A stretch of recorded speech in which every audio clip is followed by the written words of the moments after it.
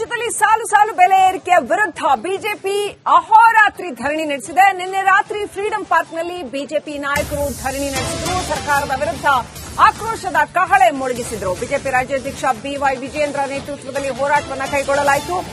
CM ನಿವಾಸಕ್ಕೆ BJP ನಾಯಕರ ಮುತ್ತಿಗೆ ಸಾಧ್ಯತೆ ಇದೆ ಅಂತ ಕೂಡ ಹೇಳಲಾಗ್ತಾ ಇದೆ. ಒಟ್ಟಿನಲ್ಲಿ ಬೆಲೆ ಏರಿಕೆಯ ವಿರುದ್ಧ ಕೇಸರಿ ಪಡೆ ಸರ್ಕಾರದ ವಿರುದ್ಧ ಸಮರ ಸಾರಿದೆ.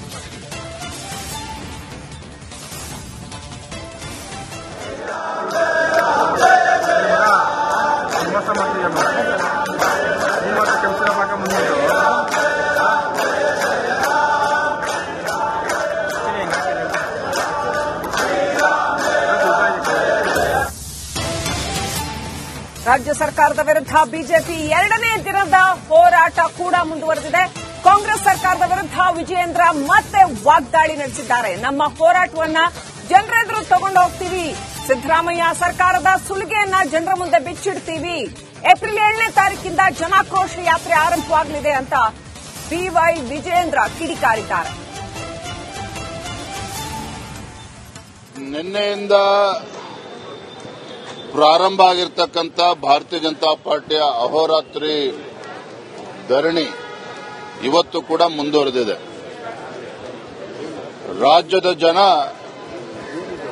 ಈ ಸರ್ಕಾರದ ನೀತಿಗಳೇನಿದ್ದಾವೆ, ಬೆಲೆ ಏರಿಕೆಗಳೇನಿದ್ದಾವೆ, ಇದರಿಂದ ತತ್ತರಿಸಿ ಹೋಗಿದ್ದಾರೆ. ಹಾಗಾಗಿ ನಮ್ಮೆಲ್ಲ ಪಕ್ಷದ ಮುಖಂಡರು ಒಂದಂತೂ ತೀರ್ಮಾನ ಮಾಡಿದ್ದೇವೆ. ಈ ನಮ್ಮ ಹೋರಾಟ, ಬೆಲೆ ಏರಿಕೆ ವಿರುದ್ಧದ ಹೋರಾಟ ಇರಬಹುದು, ಮುಸಲ್ಮಾನರಿಗೆ ಸರ್ಕಾರಿ ಕಾಮಗಾರಿಗಳಲ್ಲಿ 4% ರಿಸರ್ವೇಷನ್ ಕೊಟ್ಟಿರತಕ್ಕಂಥ ವಿಚಾರ, ಎಸ್ಸಿಪಿ, ಎಸ್ಪಿ, ಟಿಎಸ್ಪಿ ಹಣವನ್ನು ದುರ್ಬಳಕೆ, ಇವೆಲ್ಲವನ್ನು ಕೂಡ ರಾಜ್ಯದ ಜನರ ಮುಂದೆ ತೆಗೆದುಕೊಂಡು ಹೋಗಬೇಕು. ಯಾಕೆಂದ್ರೆ ರಾಜ್ಯದ ಜನ ಇವತ್ತು ಆಕ್ರೋಶಿತರಾಗಿದ್ದಾರೆ ಸರ್ಕಾರದ ವಿರುದ್ಧ. ಹಾಗಾಗಿ ಇವತ್ತು ನಿನ್ನೆ ದಿನ ಪ್ರಾರಂಭ ಆಗಿರ್ತಕ್ಕಂಥ ನಮ್ಮ ಹೋರಾಟ ಏಪ್ರಿಲ್ 7ನೇ ತಾರೀಕು ಮೈಸೂರಿನಿಂದ ಪ್ರಾರಂಭ ಆಗ್ತಕ್ಕಂಥ ಜನಾಕ್ರೋಶ ಯಾತ್ರೆ ಮುಖೇನ ರಾಜ್ಯದ ಪ್ರತಿಯೊಂದು ಜಿಲ್ಲೆಗೂ ಕೂಡ ತಲುಪ್ತೇವೆ. ರಾಜ್ಯದ ಜನರಿಗೆ ಮಂದಟ್ಟು ಮಾಡಿಕೊಡ್ತೇವೆ. ಈ ಸರ್ಕಾರ, ಸಿದ್ದರಾಮಯ್ಯ ನೇತೃತ್ವದ ಕಾಂಗ್ರೆಸ್ ಸರ್ಕಾರ ಯಾವ ರೀತಿ ಹಗಲು ದರೋಡೆ ಮಾಡ್ತಾ ಇದೆ, ಜನರ ಹಣವನ್ನ ಲೂಟಿ ಮಾಡಿ ಜನರಿಗೆ ಬರೆ ಎಳೆದು ನೀವು ಆಶೀರ್ವಾದ ಮಾಡಿ ತಂದಿರತಕ್ಕಂಥ ಕಾಂಗ್ರೆಸ್ ಸರ್ಕಾರ ಯಾವ ರೀತಿ ನಿಮಗೆ ಧೋಖಾ ಮಾಡ್ತಾ ಇದೆ, ಮೋಸ ಮಾಡ್ತಾ ಇದೆ, ಇವೆಲ್ಲವನ್ನು ಕೂಡ ರಾಜ್ಯದ ಜನರ ಮುಂದೆ ನಾವು ಬಿಚ್ಚಿಡ್ತೇವೆ. ನಮ್ಮ ಜೊತೆ ವಿಪಕ್ಷ ನಾಯಕರಾದಂತ ಆರ್ ಅಶೋಕ್ ಇದ್ದಾರೆ. ಅವ್ರ ಜೊತೆ ಮಾತಾಡ್ತಾ ಹೋಗ್ತೀನಿ. ಸರ್, ಇವತ್ತು ಬೆಲೆ ಏರಿಕೆ ವಿರುದ್ಧ ಅಹೋರಾತ್ರಿ ಹೋರಾಟವನ್ನು ಮಾಡಿ ಎರಡನೇ ದಿನಕ್ಕೆ ಕಾಲಿಟ್ಟಿದೆ. ಇವತ್ತಿನ ಒಂದು ಪ್ಲಾನ್ ಏನಿದೆ ಸರ್? ಇವತ್ತು ಮುಖ್ಯಮಂತ್ರಿಗಳ ಮನೆಗೆ ಮುತ್ತಿಗೆಯನ್ನು ಹಾಕ್ತೀರಿ. ಯಾಕಂದ್ರೆ ಬೆಲೆ ಏರಿಕೆ ಮಾಡಿ ಸಿದ್ದರಾಮಯ್ಯನವರು ಮನೆ ಬಿಟ್ಟು ಓಡೋಗಿದ್ದಾರೆ.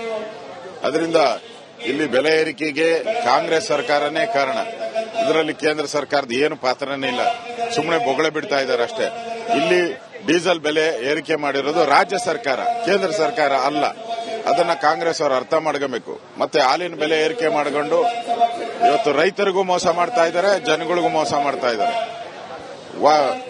ಸರ್ಕಾರ ಬಂದ ಮೇಲೆ 3 ಬಾರಿ ಹಾಲಿನ ಬೆಲೆ ಏರಿಕೆ ಮಾಡಿದ್ದಾರೆ. ಇನ್ನ ಆಲ್ಕೋಹಾಲ್ ಬೆಲೆನೂ ಇಷ್ಟರಲ್ಲೇ ಏರಿಕೆ ಆಗ್ತೈತೆ. ಒಟ್ಟಲ್ಲಿ ಬಡ್ಜೆಟ್ ಅಲ್ಲಿ ಏನು ಹೇಳಬೇಕಾಗಿತ್ತೋ ಅದನ್ನ ಹೊರಗಡೆ ಮಾಡ್ತಾ ಇದ್ದಾರೆ. ಅಂದ್ರೆ ಬಡ್ಜೆಟ್ ಮೋಸದ ಬಡ್ಜೆಟ್. ಮೊನ್ನೆ ಸಿದ್ದರಾಮಯ್ಯ ಮಂಡಿಸಿದ ಬಡ್ಜೆಟ್ ಬೋಗಸ್ ಬಡ್ಜೆಟ್. ಅದರಲ್ಲಿ ಯಾವುದೇ ಸ್ಯಾಂಟಿಟಿ ಇಲ್ಲ. ಈಗ ಒರಿಜಿನಲ್ ಆಚೆ ಕಡೆ ಟ್ಯಾಕ್ಸ್ಗಳು ಆಗ್ತಾ ಇದಲ್ಲ, ಇದು ಬಜೆಟ್. ಜನರ ಧ್ವನಿಯಾಗಿ ಬಿಜೆಪಿ ಹೋರಾಟವನ್ನು ಮಾಡ್ತಾ ಇದೆ. ನಿಮ್ಮ ಹೋರಾಟದಿಂದ ಸರ್ಕಾರ ಮಣಿಯುತ್ತಾ, ಬೆಲೆ ಇಳಿಕೆ ಮಾಡುತ್ತಾ ಅಂತ? ನಾವು ಜನರ ಪರವಾಗಿ ಹೋರಾಟ ಮಾಡ್ತಾ ಇದ್ದೀರಿ. ಮಾನ ಮರ್ಯಾದೆ ಇದ್ರೆ ಸರ್ಕಾರಕ್ಕೆ ಕಡಿಮೆ ಮಾಡಬೇಕು, ವಾಪಸ್ ತೆಗಿಬೇಕು. ಇಲ್ಲ ಮಾನ ಮರ್ಯಾದೆ ಇಲ್ಲ, ನಮಗೆ ನಾವು ಮಾಡಿದ್ದೆ ಲೂಟಿ ಮಾಡಕ್ಕೋಸ್ಕರ ಮಾಡ್ತಾ ಇದ್ರಿ ಅಂದ್ರೆ ಯಾರು ಏನು ಮಾಡಕ್ಕಾಗಲ್ಲ. ಮುಂದೆ ಚುನಾವಣೆ ಬಂದಾಗ ಜನ ಬುದ್ಧಿ ಕಲಿಸ್ತಾರೆ ಇವರಿಗೆ ಅಷ್ಟೇ. ಇದಿಷ್ಟು ವಿಪಕ್ಷ ನಾಯಕರಾದಂತಹ ಆರ್ ಅಶೋಕ್ ಅವರು ಮತ್ತು ಕ್ಯಾಂಪರ್ಸನ್ ರಾಘವೇಂದ್ರ ಜೊತೆ ಚಂದ್ರಶೇಖರ್, ರಿಪಬ್ಲಿಕ್ ಕನ್ನಡ, ಬೆಂಗಳೂರು.